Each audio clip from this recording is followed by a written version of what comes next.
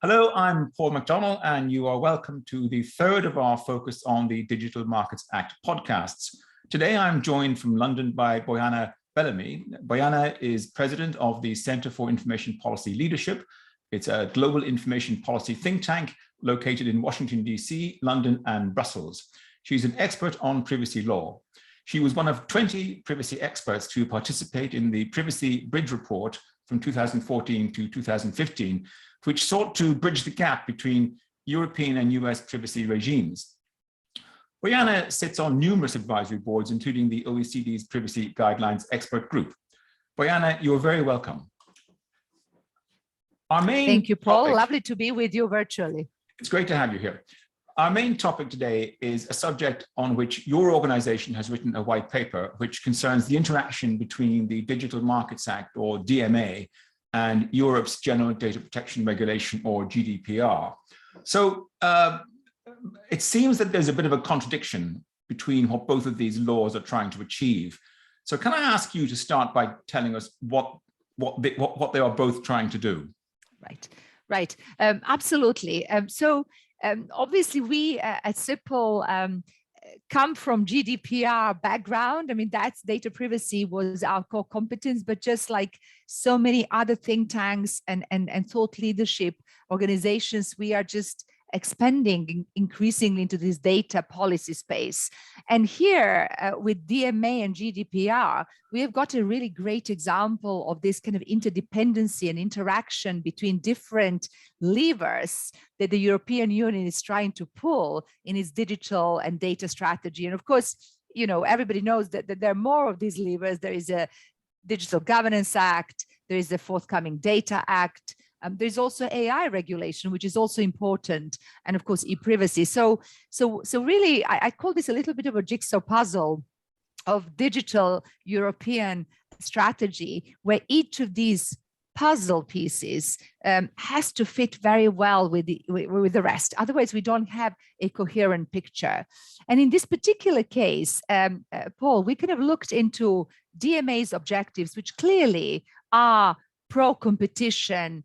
It's all about fair access to markets, fair access to data, fair access to this digital space. And I think it's kind of the realization of Europe that data and digital are going to be the big, I don't want to use battlefronts because it's not a great name, not today particularly, as there are true battlegrounds in Europe and in the world we live in, but these are going to be places where we are going to be forging our new, economic policy for the continent and for each of the countries, right? It really is all about data and digital, and those countries who are able to make that transformation and be able to use data in a responsible way, dare I say, because that's what CIPL believes in, are going to have huge advantages. And I think that's the realization of Europe, is that we have to enable better access, sharing, use of data, better access to markets, and better sort of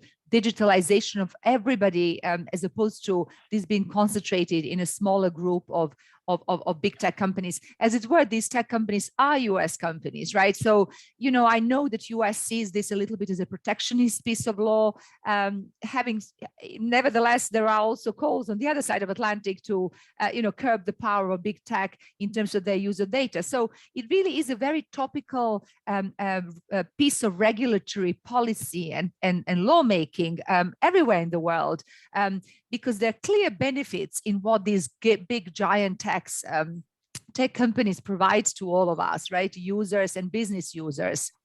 But clearly, at the same time, there's some concerns over concentration of power, concentration of data in the hands of few. And that's really what this law is trying to achieve. And now, GDPR, on the other hand, is all about, in Europe, at least, protection of fundamental right of data protection. It's about protecting users' data and protecting the privacy of that data and of individuals and security of that data.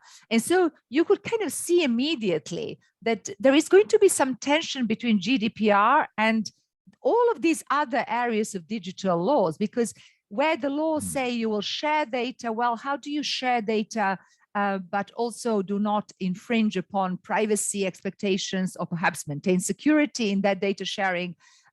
So, it really is about how do we make sure we are able to use and share, access data, and port data in compliance with data protection GDPR laws. And, that's what practitioners are going to have to do. People who are going to be complying with these laws, compliance officers, legal officers, general counsel, privacy officers, they're going to have to, on a daily basis, keep sort of both DMA and GDPR, but also equally these other areas, other laws like DGA and Data Act forthcoming. They'll have to consider all of that and kind of keep making these decisions. So what we were really keen is just like yourselves, right? We want to bring some of these dilemmas and some of these maybe tensions, maybe overlaps, maybe contradictions, and pieces of points of interaction to policymakers and lawmakers. Lawmakers often make laws, but they don't implement them. So, and we at CIPL are very much all about implementation. So what does this really look like in practice? That was really the purpose of our paper. As you have said, we published this in December, just at the end of last year. I mean, it seems that I suppose there are kind of inherent tensions in natural tensions within the objectives of the GDPR, obviously, which was about protecting data privacy, and then the DMA, which in a way is saying, well, look, we need platforms to open up and in a way function as sort of carriers, the way the old telecoms company used to, so that we can sort of stimulate the European economy. I mean, specifically, have you, can we talk a bit about the cybersecurity issues? And maybe if you can talk a little bit about how aware the European policymakers are now of the cybersecurity issues, and what's actually happening at the moment. Sure. No, absolutely. And I'm very happy to, address both some of these privacy tensions between GDPR and DMA, but also cybersecurity ones. Let's start with the cybersecurity. I mean, really is topical time. I mean, we are at the moment experiencing real warfare. I mean, and the rise in cybersecurity issues, particularly these sort of difficult times for Europe and the world. And sometimes I just wonder whether law and policymakers are always aware of what might be really unintended consequences. You see, I don't think anybody comes and says, we actually want to create a rule that is going to cause trouble. Of course, cause trouble. No, but there are these unintended consequences of what really happens on the ground. And I must say this, just so that you can understand where I'm coming from.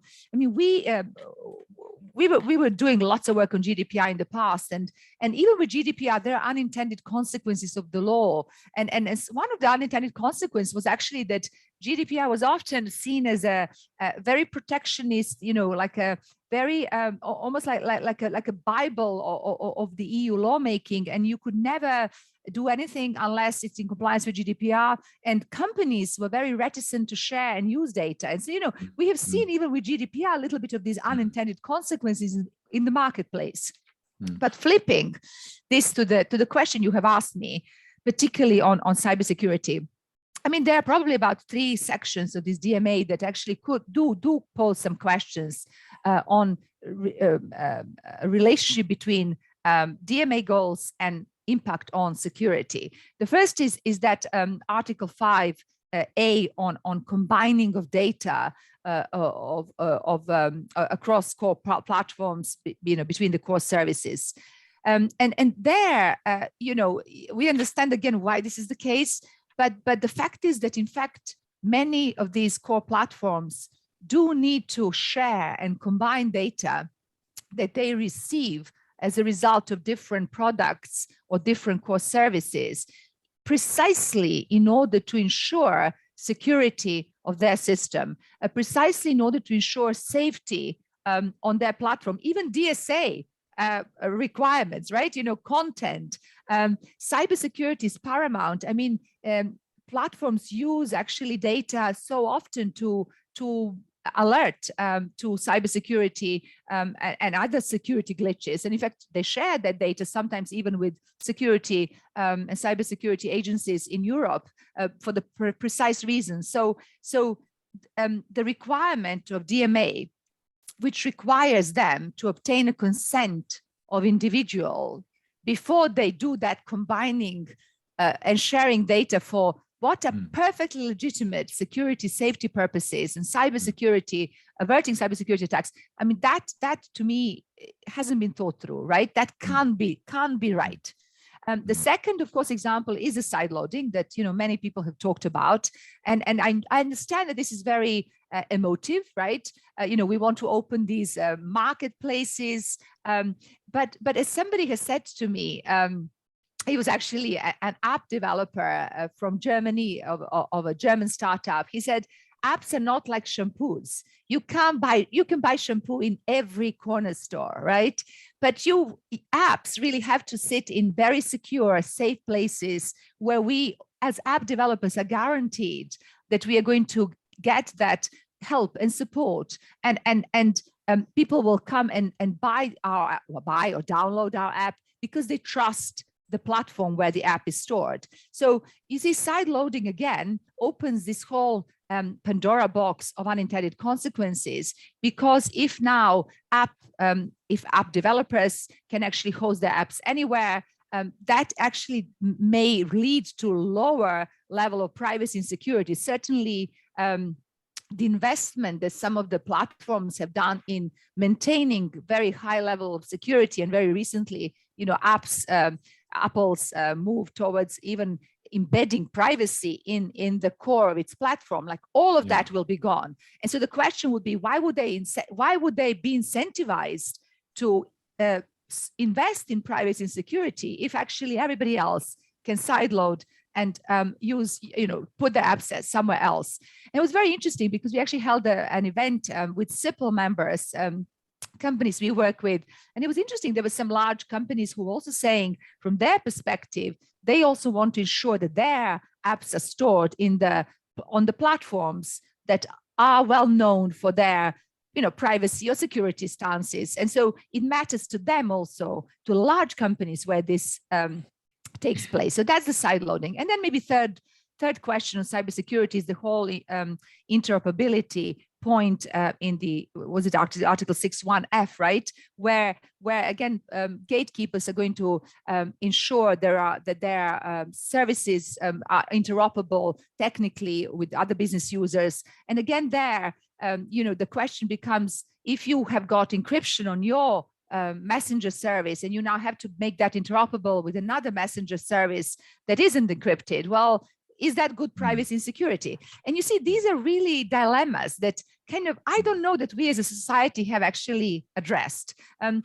I kind of sympathize sometimes with these big tech players. Data privacy regulators tell them, you must encrypt data. It's absolutely necessary, absolutely required. And we want all data, your core services, Messenger especially, to be encrypted, okay? But that means now, on the other hand,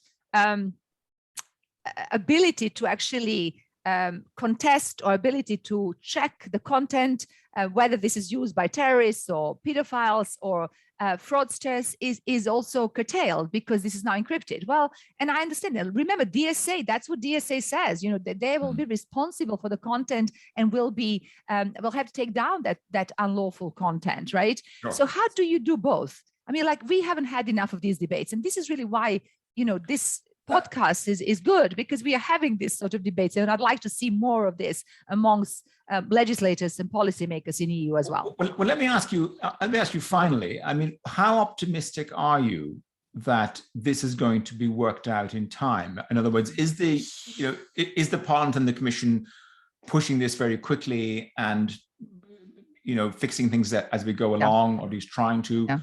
And therefore, there's obviously a risk of unintended problems.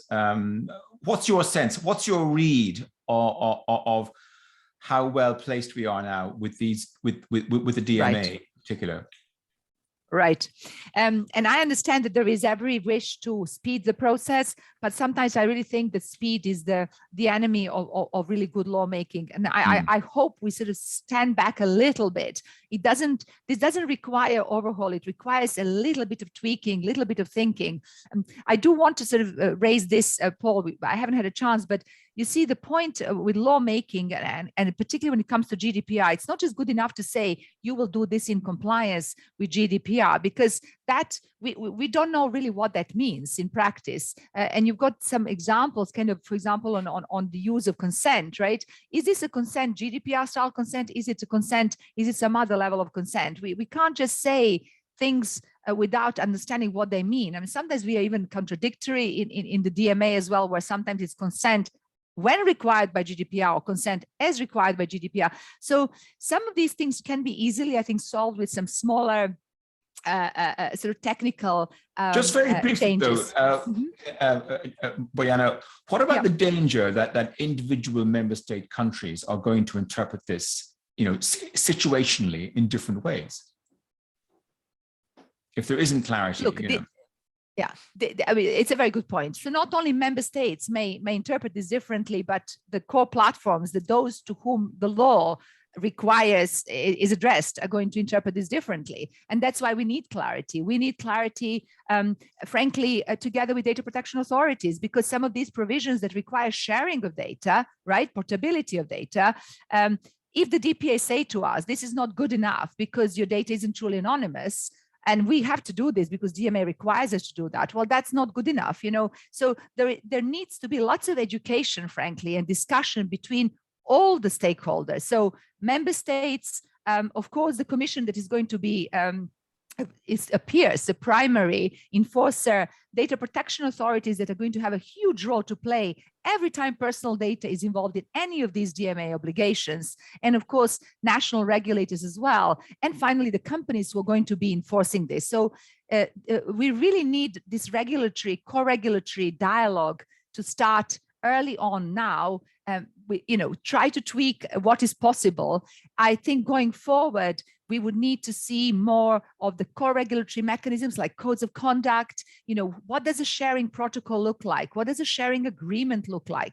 Maybe we need regulatory sandboxes. We are seeing sandboxes appear in, under data protection rules, under AI. Well, why not? Where there are these difficult societal interests, privacy, security, and fairness and competition, why not put something through a regulatory sandbox? And we've seen this indeed with Google, right? Sure.